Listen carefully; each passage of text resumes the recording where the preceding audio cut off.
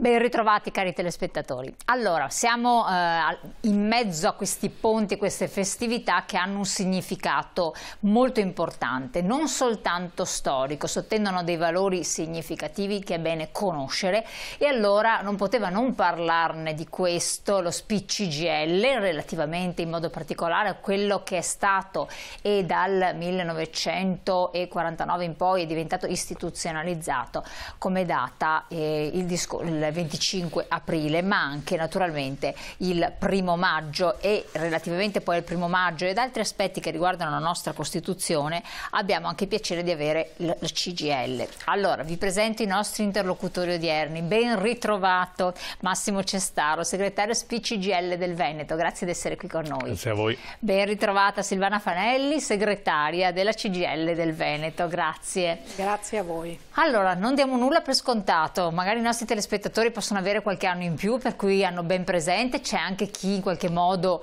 può aver vissuto dei momenti particolarmente caldi e significativi relativamente a queste date, però siamo qui per ricordare i valori fondanti poi che sottendono e che cosa dovrebbero anche portare da qua in innanzi. 25 aprile principalmente, segretario. Sì, allora il 25 aprile è una bellissima festa nazionale perché ricorda la fine della guerra, la fine della Seconda Guerra Mondiale, ricorda anche la fine del fascismo. 1945, 45, quindi ricordiamo che così facciamo lezione, facciamo lezione di date, rispolveriamo. Sì. Ed è anche una data nella quale le forze democratiche parlano e difendono la nostra Costituzione. In effetti dopo il 45, nel giugno del 46, gli italiani sono chiamati a votare tra monarchia e repubblica, vince la repubblica, ma votano anche l'Assemblea Costituente. Allora, noi diciamo sempre, anche giustamente, che questa Costituzione, la nostra Costituzione, è figlia della Resistenza, che è molto vero, ma è una verità parziale, nel senso è figlia di quei 556 costituenti che hanno redatto il testo. 2 anni di lavoro, il testo va in approvazione il 1° gennaio del 48 e subito dopo si vota. Quindi è una Costituzione che nasce dal lavoro straordinario delle migliori intelligenze del nostro Paese. Infatti pensavo illuminati costituenti, perché illuminatissimi costituenti.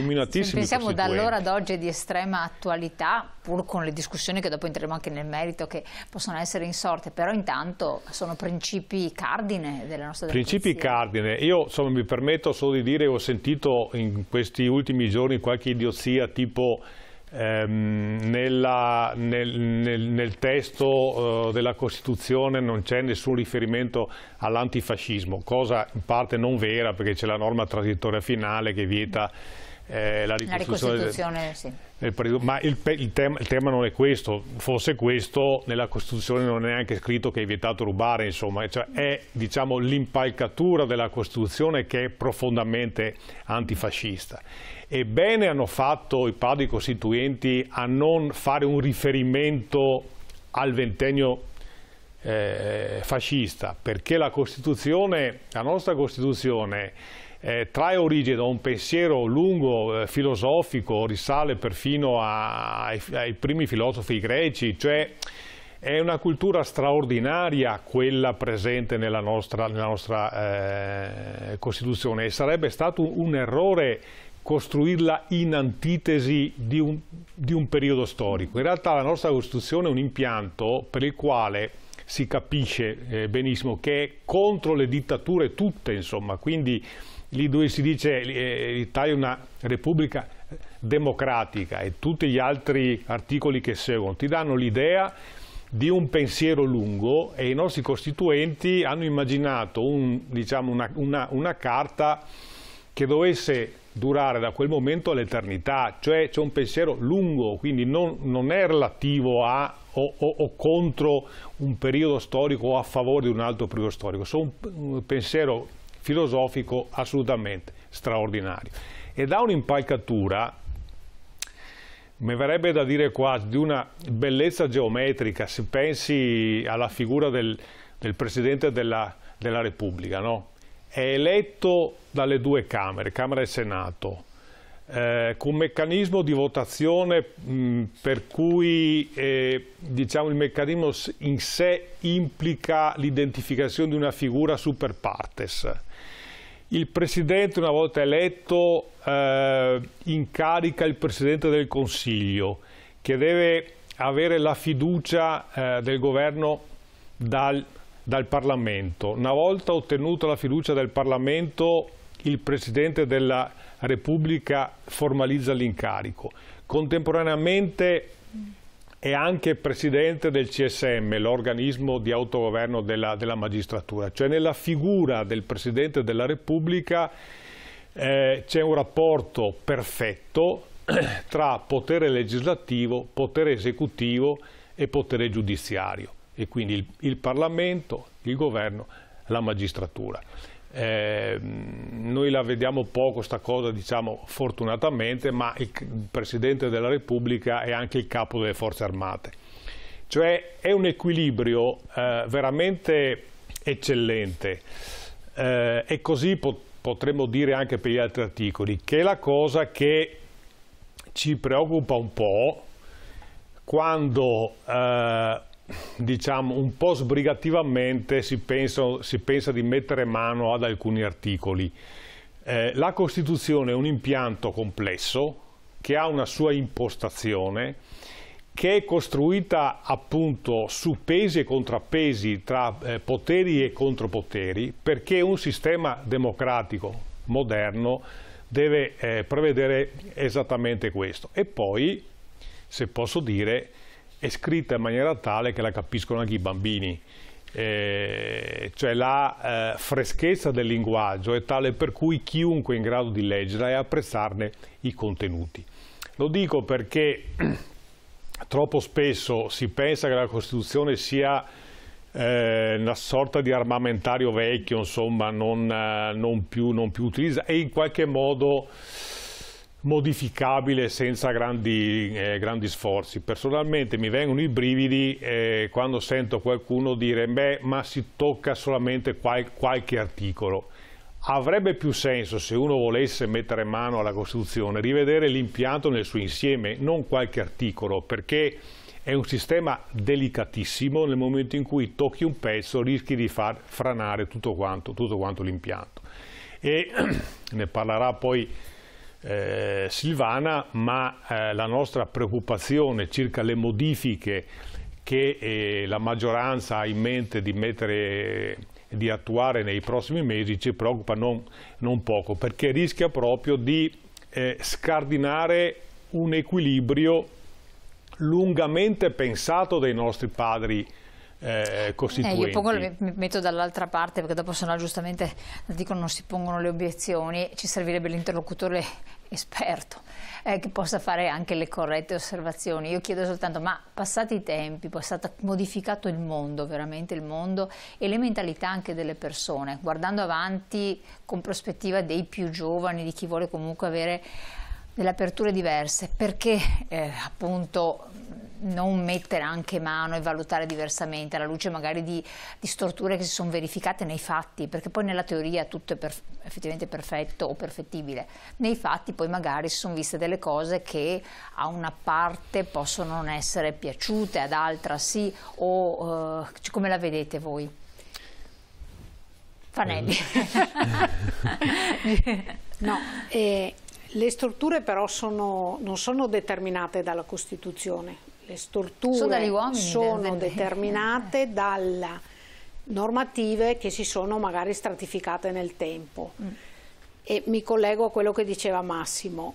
Il tema che si vuole affrontare, che qualcuno dice che si vuole affrontare con la modifica degli articoli 92 e 94, che sono quelli dell'elezione del Presidente del Consiglio passando a una sorta di premierato che non ha uguali in Europa, e per superare, viene detto, l'instabilità politica, perché i cittadini non decidono più, perché sono stati fatti governi tecnici. In realtà quello che andrebbe modificata è la legge elettorale, è la legge elettorale che fa votare i cittadini su liste bloccate.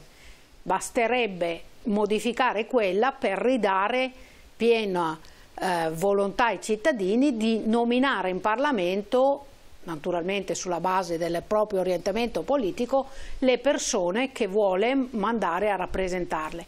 Quindi non è l'elezione diretta del Presidente del Consiglio che aumenta il potere dei cittadini nelle decisioni, anzi la riforma che si sta presentando fa proprio il contrario, perché non solo il votarlo direttamente, ma gli altri interventi che vogliono fare, per cui il Presidente del Consiglio non è più nominato dal Presidente della Repubblica, che è figura di garanzia, ma votato direttamente, per 5 anni è come se i cittadini firmassero una cambiale in bianco verso quella persona che hanno votato, quell'uomo o quella donna, perché poi non può neanche essere quasi sfiduciato dal Parlamento, perché in caso la sfiducia può avvenire una sola volta e in ogni caso il Presidente della Repubblica, perché questo prevede le nuove norme sul premierato,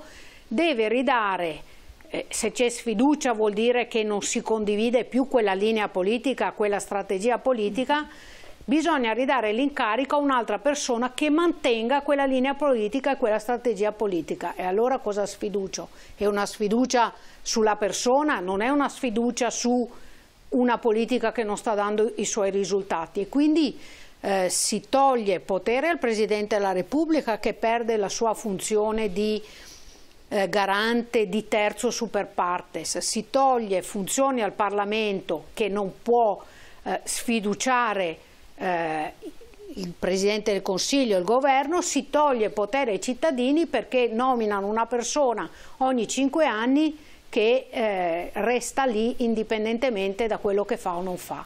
Sì, infatti questo il discorso era proprio per dare maggior stabilità appunto a un governo che possa durare più tempo. L'osservazione che adesso mi viene in mente, che è stata posta da molti ancora al suo tempo, quando se n'era parlato, era il fatto che in quasi tantissimi paesi del mondo, anche d'Europa, chi rappresenta il Presidente del Consiglio della situazione, eccetera, dura in carica quello che è il mandato che è stato stabilito, quegli X anni, riuscendo o non riuscendo a fare determinate cose. Da noi si era arrivati a un periodo in cui duravano 6 mesi, arrivavano a Natale, il famoso panettone, superava 2 anni e poi cadeva. E in questi governi frastagliati che si sono succeduti per tantissimo tempo, alla fine i risultati erano ben pochi, perché nessuno riusciva mai a portare a termine una politica di previsione di un certo genere, e da quello era nato dare maggiore stabilità in un paese che nei fatti poi si era dimostrato molto instabile politicamente. Questa è un po' l'obiezione di Mario, per cui in un paese molto instabile politicamente forse era necessario intervenire così. Tanto è vero che poi nel resto d'Europa c'è una continuità, salvi casi eclatantemente gravi dove è necessario intervenire. Sì, però ci sono i contrappesi nel resto d'Europa di verifiche nel Parlamento. Pensiamo anche alla struttura degli Stati Uniti d'America. Periodicamente il Parlamento come dire, ci sono le elezioni di mid-term, c'è la valutazione in cui il Presidente resta lo stesso, però si interviene sulle fasi intermedie, diciamo così, sulle forze politiche che ci sono, e a quel punto bisogna anche eventualmente cambiare strategia. Qui questi contrappesi, quello che manca, quello che viene eliminato, non è il tema semplicemente di eleggere direttamente da parte dei cittadini il Presidente del Consiglio, e tutti gli altri interventi che dicevo prima sul Parlamento, sul Presidente della Repubblica, che rendono praticamente inamovibile il leader del momento per un periodo così lungo. Con l'astensionismo che abbiamo nel nostro Paese, vuol dire, e con il premio di maggioranza che vale anche avendo un voto in più, quindi senza nessuna soglia minima, vuol dire che una minoranza della popolazione può determinare il governo a lungo termine del Paese. Ecco, noi questa situazione preoccupa e soprattutto non tradisce i principi di cui parlava prima Massimo della nostra Costituzione. Perfetto, torniamo su queste cose anche per finire quanto stava dicendo Massimo, i valori del 25 aprile. Oggi ci sono ancora 2 o 3 punti da affrontare, ma abbiamo un piccolo intervallo, quindi restate sempre con noi, sempre sul canale 19, ci vediamo tra poco.